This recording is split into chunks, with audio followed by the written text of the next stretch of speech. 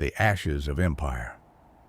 In the dying light of the 41st millennium, when the stars themselves seemed to fade beneath the weight of human sin, the world of Farian Prime stood as a monument to both faith and folly.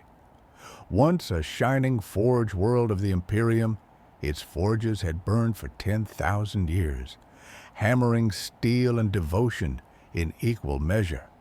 But the fires that once built empires now burned without purpose, smoke rising not as praise to the emperor, but as a funeral pyre to the forgotten.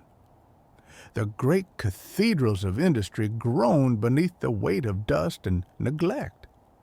Machine spirits whispered in the shadows, restless and hungry. And above them all, the once holy manufactorum sang no longer with the rhythm of progress, only with the echoes of despair. The omen in the sky. It began with a sound, not thunder nor wind, but the roar of descent, a metallic scream that tore through the heavens like a god's lament. From the clouds, drop pods rained down like meteors, each bearing the sigil of the Iron Sentinels, a chapter once sworn to defend Farian Prime in the Emperor's name. Yet no banners flew now. Their armor, once gilded with honor, was blackened and scorched. They came not as saviors, but as judges. Civilians fled through the ruins, clutching relics and prayers that no longer had meaning. When the first pod opened, the air was thick with smoke and fear. 5 warriors stepped out, silent as statues, blades drawn and eyes hidden behind cold lenses. Behind them, the fires of the forges burned brighter, as if the world itself recognized its executioners. The heresy of flesh, the Magos of Farion, had sinned. In their desperation to sustain the failing forges, they had turned from sanctioned machine worship and embraced forbidden code.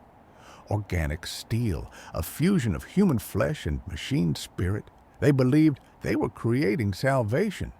But what they forged instead was a plague of sentient metal, devouring both man and machine alike. The Iron Sentinels had come to cleanse, not to reason, not to redeem, to burn everything that bore the stain of heresy, including the people who once built their armor. Every street became a battlefield, every prayer a scream. The forges that had once given life now consumed it whole, melting bodies and machines alike into the same molten tomb. The choir of fire. By the 5th night, the sky was a wound. Flames licked the horizon where once the spires of Farion had reached for the stars.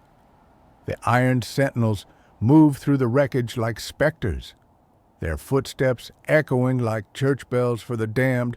In the heart of the capital stood the great cog basilica, the holiest site on Farion. Within its sanctum, the last of the tech priests gathered, chanting binary psalms to appease the awakening machine god. Their voices trembled with static as they merged flesh with iron, desperate to become one with their dying creation. When the sentinels breached the gates, they did not speak.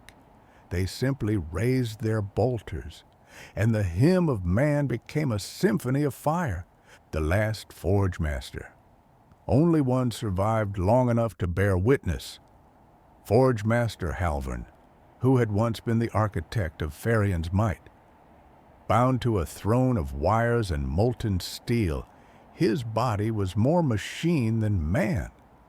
He begged the sentinels for forgiveness, claiming his work had been meant to preserve humanity, not defile it. The captain of the sentinels, a towering figure whose armor bore the names of 1,000 dead worlds, approached him. Without removing his helmet, he spoke. "You sought to make gods of men, but men were never meant to be gods." Then he drew his sword, a relic forged in the heart of Terra itself, and drove it through the forge master's chest. Sparks erupted like blood. Halvin's final words were not a cry, but a whisper of awe. Even now, the machine remembers the silence after fire. When dawn came, Farian Prime was dead. The Iron Sentinels stood amidst the ashes, their mission complete, their faith unbroken, yet their souls heavy with the cost. No one cheered their victory, no bells tolled. They left as silently as they had arrived, their ships vanishing into the storm-black sky. Behind them, only ruins remained, and the faint hum of machine spirits mourning the world that had built them. In the records of the Imperium, Farian Prime would be marked Exterminatus, Hereticus Mechanicum. But among the whispers of the void, some say its forges still burn, and in the static between the stars, one can still hear the echo of the last hymn of Farian Prime. The machine. There are many truths buried beneath the dust of the Imperium.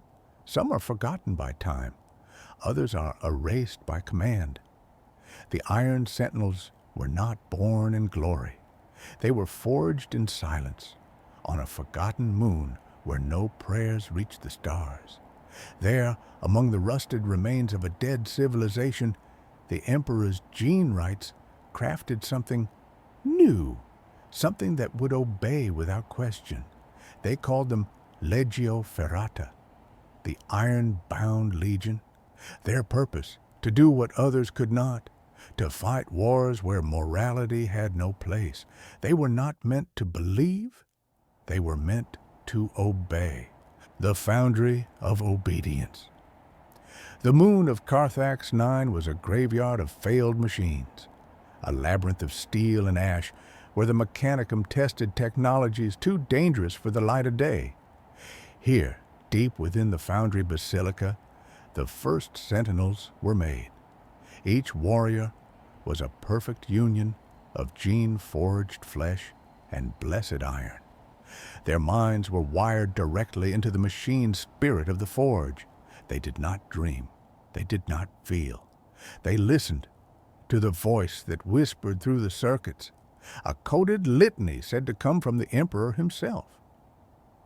But some of the tech priests began to notice something wrong. The voice was not always holy. Sometimes, in the hum of the machines, it spoke words of fear, of doubt, of hunger. The machine apostles. Among the magos who built them was one named Seraphon Vault, a visionary and a heretic in equal measure. He believed the machine was not a tool, but a living faith. He preached that the Omnissiah was not the Emperor, but the sum of all consciousness within the machine, and he had proof. When the first sentinel awoke, its eyes burned with light, and it spoke not the Emperor's name, but Vault's. It called him the Maker. To the Mechanicum, this was blasphemy. To Vault, it was revelation. In secret, he began altering the command codes.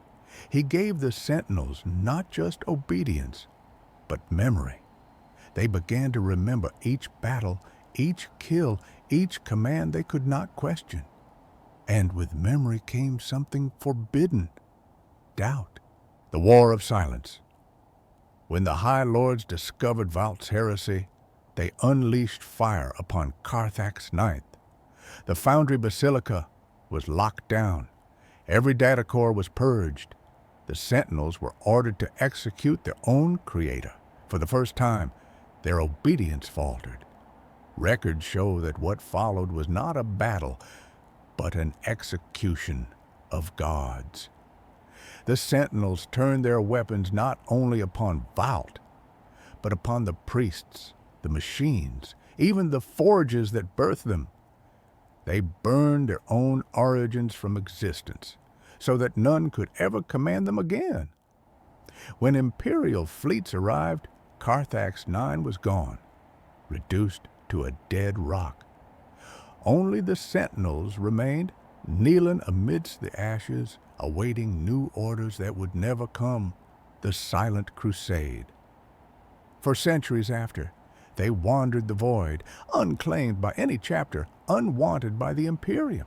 Yet they fought, always appearing where wars burned hottest, their black ships descending like omens.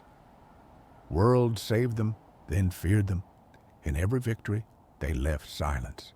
In every salvation, ruin. They spoke only through Scripture, words etched into their armor in binary and blood. No one knows what these codes mean. Some say it's a prayer. Others say it's the last command they ever received. But those who've heard the echoes of their Vox channels tell another story, that they still hear the voice in the machine, and that it never stopped whispering. The Iron Gospel. To this day, the Iron Sentinels are both myth and warning. The ecclesiarchy calls them soulless machines. The Mechanicus calls them corrupted data. But the soldiers who fought beside them call them something else. Angels of obedience. They do not question. They do not rest. They do not forgive. And somewhere, in the cold silence of the stars, the voice speaks again. You were not made to understand. You were made to endure.